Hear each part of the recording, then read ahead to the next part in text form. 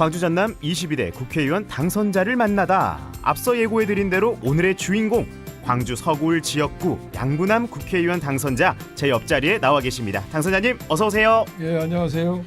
방금 이제 꿈이라는 노래를 듣고 왔는데 예. 우리 양부남 당선자님께서는 워낙 다재다능하시고 그래서 혹시 원래 꿈이 어떤 거였는지 굉장히 궁금하거든요. 예, 혹시 원래 꿈이 이제 국회의원이셨을까요? 아닙니다. 전혀 저는 국회의원 꿈을 꾸지 않고 네. 어렸을 때 꿈은 이쪽에 돼야 되거든요. 네네. 제가 어렸을 때 꿈은 군인이 되는 거였습니다. 오. 약간 사실 그 부드러운 이미지가 저한테 좀 강하신 분이어가지고 군인과는 살짝 안 어울릴 수도 있겠다 했는데 오히려 지금의 모습이 조금 더 만족스러우실 수도 있을 것 같아요. 제가 변신을 잘했네. 참 잘한 선택이신 것 같거든요. 너무 좋습니다. 그리고 지난 광주 지역 당선인 초청 행사에서 이제 당선자들 얼굴이 그려진 그 캐리커처를 선물로 받았어요. 근데 보니까 이 백발의 멋진 슈퍼맨 캐리커처를 선물 받으셨거든요. 이 슈퍼맨 캐릭터 어떻게 마음에 좀 드셨을까요? 매우 마음이 흡족했습니다. 제가 실물이 그리게 생겼으면 더 좋았을 텐데 네네. 캐리커처 너무 잘 그려가지고 아주 만족했습니다. 제가 봤을 때는 실물이 훨씬 더 나으신 것 같아요. 그래 너무 감사합니다. 오늘 방송 열심히 하겠습니다. 근데 정말 요즘에 이제 슈퍼맨처럼 동해번쩍 서해번쩍 하시면서 바쁜 일정을 보내고 계신데 또 오늘 이렇게 소중한 시간 내어주셔서 너무 감사드리고요. 지금 많은 분들이 또 듣고 계세요. 교통방송 청취자분들과 우리 교통가족 여러분에게 반갑게 인사 한번 해주시죠. 예, 청취자 여러분 반갑습니다. 여러분들이 저를 1번에 꼭꼭 눌러주셔서 제가 당선됐는데 이 자리를 빌어서 당선 감사의 말씀 드리고 여러분들이 저를 뽑아준 이유 폭주하는 윤석열 정권을 견제하고 민주주의를 복원시키고 폭망한 경제를 살려드리는 바람 헛되지 않도록 최선을 다하겠습니다. 네, 알겠습니다. 최근 이제 지역 의원들이 22대 국회 상임위원회 배정을 합의했다고 제가 들었어요. 일단 당선자님께서는 행정안전위원회를 신청을 하셨는데 이 행안위로 최종 배정이 된다면 특히 어떤 부분에 신경을 쓰실 예정이실까요? 제가 행안위 신청을 했어요. 행안위를 신청한 이유는 이태원 참사 사건, 오송 지하 침수 사건 이 보여진 것은 우리나라의 국민의 안전의 시스템이 붕괴됐다는 의미입니다. 안전을 책임지는 행안부거든요. 그래서 국민의 안전을 챙겨보고 싶고 또 하나는 제가 총선에 나와서 한 공약 중에 하나가 불공정한 수사 시스템을 개혁하겠다는 겁니다. 그런데 수사 시스템이 경찰청과 관련이 되죠. 그래서 이러한 제 공약을 실현하는 첫 발자국이다. 그래서 이러한 의미로 제가 행안위를 신청을 했습니다. 네, 그렇군요. 총선이 끝난 지 벌써 한 달이 지나가고 있는데 당선 이후에 가장 많이 들은 이야기는 어떤 이야기 좀 들으셨을까요? 제가 선거 과정에서 많은 경로당을 여러 번 경로당을 찾아가고 농산물 도매시타라든지 도매센터 찾아다니면서 제가 선거에 당선되면은 꼭 당선 인사를 하러 오겠다 했더니 많은 분들이 그냥 웃어요. 아무도 안 왔는데 니도 거짓말하는데 그만해라고. 근데 제가 당선증을 받은 날부터 계속해서 경로를 찾아가서 인사를 드렸어요. 또 농산물 도매센터 가서도 인사를 드렸습니다. 그랬더니 이분들 하는 이야기가 엄마 오늘 정말로 왔네? 엄마 진짜로 왔네? 하시면 하던 얘기가 딱 이겁니다. 잘해라. 민주당이 좋아서 찍은 게 아니다. 윤석열 정권을 잘 심판해달라. 그리고 또 하나는 서민의 삶이 너무 고통스럽다. 좀 잘 살게 하라. 쌈박질 그만해라. 국회에서 쌈박질 그만하고 우리 민생을 살려달라는 그 의견이 제일 많았습니다. 또 유권자분들이 또 정말 좋은 이야기들도 해주셨으니까 또 우리 당선자님께서도 잘 이렇게 또 받아들이시고 또 그대로 실천하실 것 같거든요. 말씀 중에 지금 또 사고 제보가 있어서 먼저 말씀을 드리고 좀 질문을 이어가도록 하겠습니다. 국도 17호선 순천에서 여수 방향 대포터널 1차로에서 사고가 발생해서 서행 중이라고 합니다. 그리고 우치공원에서 월출교차로 방향으로 용산교차로 1, 2차로와 이 버스와 이 승용차 관련해서 사고가 있다고 하네요. 자, 그리고 순천 팔마로 역전에서 팔마 5거리 방향 구암 4거리 내에 승합차와 택시 간 사고가 있다고 조영선 통신원께서 알려오셨습니다. 네, 이제 다음 질문으로 조금 넘어가 보려고 해요. 많은 방금 말씀해 주신 것처럼 많은 지역민들의 바람과 기대를 안고 본격적인 의정 활동에 들어가게 되실 텐데요. 22대 국회 개원과 함께 당선자님께서 우선순위로 추진하고 싶은 법안은 무엇일까요? 제가 방금 것처럼 불공정한 수사 시스템을 개혁하는 법안입니다. 구체적으로 말씀드리면은 제가 지금 1호 법안으로 생각하고 있는 게 가칭 고 이성균 방지법입니다. 아시죠? 이성균 연예인 자살했잖아요.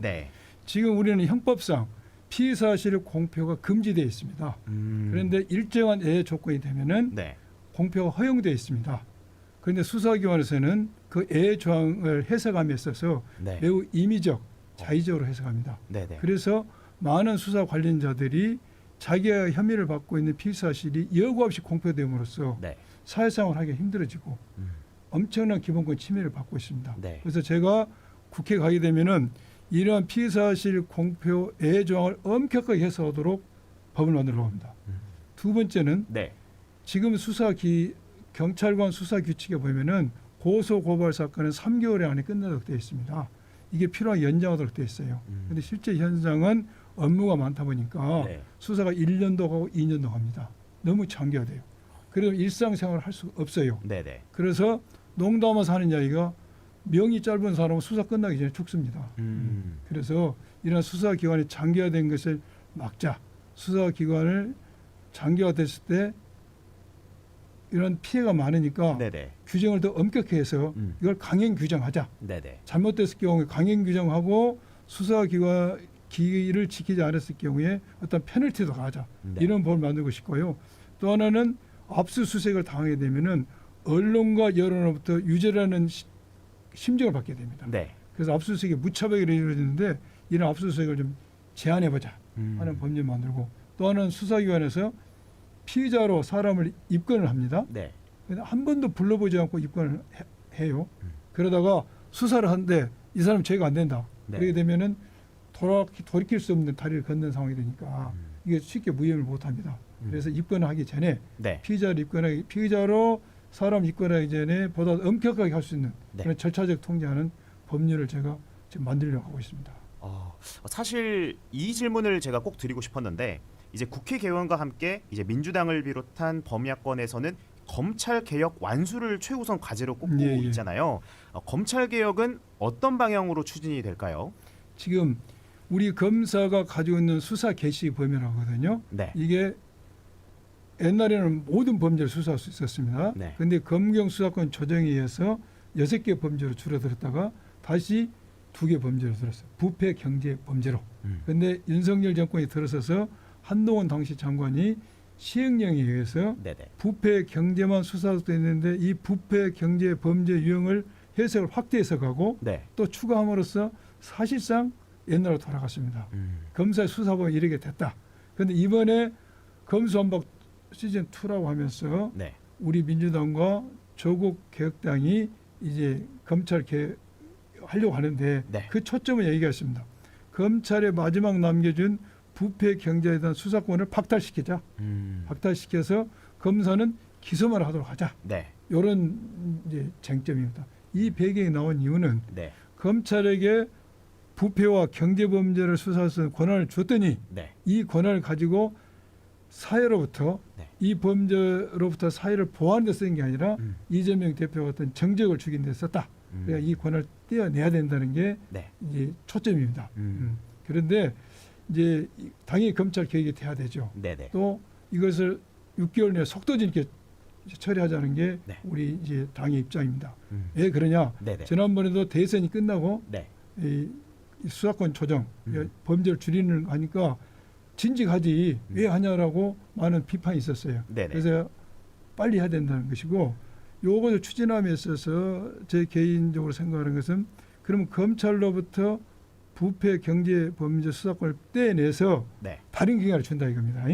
경찰이 됐든 공수처가 됐든 다른 중대범죄 피해자이 됐든 그러면 그 기관도 역시 정치적 수사를 하지 않고 정말로 올바른 수사를 할 수 있을 것인지 여기에 담보가 돼야 된다. 그래서 그러한 시스템을 먼저 구축하는 선행 작업도 매우 중요하다는 게 제 생각입니다. 그렇군요. 우리 당선자님께서는 이제 또 검찰 출신이시잖아요. 그렇죠. 또 이렇게 검찰의 경력이 의원직을 수행하는데 어떤 도움이 될지 그리고 이 개원 이후에 당내에서는 어떤 역할을 하게 되실지도 궁금하거든요. 지금 검사라는 직업은 법을 적용하고 집행하는 겁니다. 국회의원은 법을 만드는 겁니다. 그렇죠. 그래서 검사가 하는 일이 법과 전혀 무관하지는 않습니다. 그래서 검사로서 근무했던 세월이 네. 입법하는 국회의원에 도움이 줄 것이라는 생각이 들고요. 네. 또 하나 저는 거기에 천만에서 저는 지난 대선 때 이재명 대선 후보 법률 지원 단장을 했습니다. 네. 그래서 정치 현실에 법률을 적용한 일을 했어요. 그게 끝나고 나서는 민주당 법률위원장을 하면서 한 2년 했습니다. 2년 가까이 하면서 정치와 법을 아우르는 일을 했습니다. 네. 그래서 이러한 경험이 저희가 국회의원으로서 입법 활동하는데 많은 도움이 주리라 저는 생각이 들고 당에서 제 활동은 네. 저는 이제 당직을 민주당 법률위원장직을 한 2년 가까이 하고 임기가 다 돼서인지 지금 하지 않고 있습니다. 네. 하고 있는데 국회의원은 이중적 지위를 가지고 있습니다. 하나는 헌법기관으로서 지위, 네. 또 하나는 저 같은 경우 더불어민주당이라는 결사체 조직원이라는 지위를 이중적 지위를 가지고 있습니다. 네. 그래서 헌법기관으로서 국회의원의 위치에서는 소신 있게 할 말을 하는, 그래서 국민의 의사를 충분히 반영하는 걸 해야 되고, 네네. 그러나 정당의 조직원으로서는 충분한 토론을 거쳐서 결정된 당의 결정에 대해서는 네. 따라야 된다. 그런 지위를 가지고 있는데 저는 이런 역할을 충실하려고 합니다. 네, 알겠습니다. 이제 지역구 의원으로서의 행보도 상당히 궁금한데 이 서구 을 지역의 경우에는 1순위로 해결해야 할 지역 현안이라고 하면 어떤 걸 꼽으시겠어요? 교통체증입니다. 교통체증. 네. 맞습니다. 말씀해주신 것처럼 이 또 서구는 이 광주에서 교통체증이 가장 심한 지역이라고 해도 과언이 아닌데, 그렇죠. 네. 선거운동 당시에 이 부분에 대한 공약도 발표를 하셨었어요. 네, 했습니다. 조금 더 자세하게 한번 이야기해 주실 수 있으실까요? 지금 제가 공약에서도 발표했습니다. 네네. 서구의 교통체증 문제가 너무 심각합니다. 그래서 맞습니다. 제가 내세웠던 공약 내용은 이렇습니다. 금호동, 네. 금호사거리, 풍암사거리에 네. AI, 인공지능이죠. 그렇죠. 인공지능을 동원한 교통 시스템을 구축하겠다. 이게 무슨 말이냐? 네네. 지금 현재는 교통 신호등에 의해서 신호체계에 의해서 교통 신호가 돌아가고 있습니다. 네. 가장 합리적인 교통 신호는 교통 신호등이 아니라 교통 순경이 네네. 현장을 보고 사람이 있으면 차가 오면 사람 못 가게 하고 사람이 있으면 차가 가게 하는 게 가장 합리적이죠. 그렇죠. 그러나 업무량이 많이 안 돼요. 안 맞습니다. 되니까 제가 알기로는 우리 교통 신호등이 등장이 한 100년 된다고 합니다. 100년. 100년 전에는 교통 경찰이 마차로 네. 사람을 적절히 가도록 손으로 지휘를 했어요. 직접. 교통 신호 100년 됐는데 네. 이것의 장점은 굉장히 이제 효율적으로 업무를 할 수가 있다. 네. 또 차가 오고 가는 것은 근데 단점은 뭐냐? 네. 이게 일정한 주기에서 돌아가니까 보행자 신호에 사람이 한 명도 없어도 차는 못 가요. 그렇잖아요. 맞습니다. 네. 그래서 AI를 동원하면은 네. 이렇게 그 당시 보행자와 차량의 숫자와 교통 현황을 보고 가장 합리적이고 효율적인 신호 체계를 보낸다. 그래서 이 기계를 동원하려고 하고요. 네네. 또 하나는 우리 서구의 가장 힘든 교통 체증이 풍암 IC입니다. 풍암 네. 교차로. 네. 그래서 광주시에서는 풍암 교차로에 지하차도를 뚫을 계획을 세우고 있습니다. 그래서 저희들은 거기에 더해서 수정안을 지금 제시하려고 그래요. 네. 수정안을. 네. 광주시는 풍암 교차로만 지하차도를 뚫는데 저희들은 풍암 지구 입구까지 입구에서부터 풍암 교차로까지 지하차도를 뚫고 네. 진입로도 풍암지구 입구에서 마제부 쪽으로 100m 좀 떨어진 점에서 진입을 시작하자. 그래야지만이 네. 주변에 울리중, 풍암중 이런 학생들의 안전 문제에 도움이 된다. 그렇죠. 이런 걸 가지고 있고 네.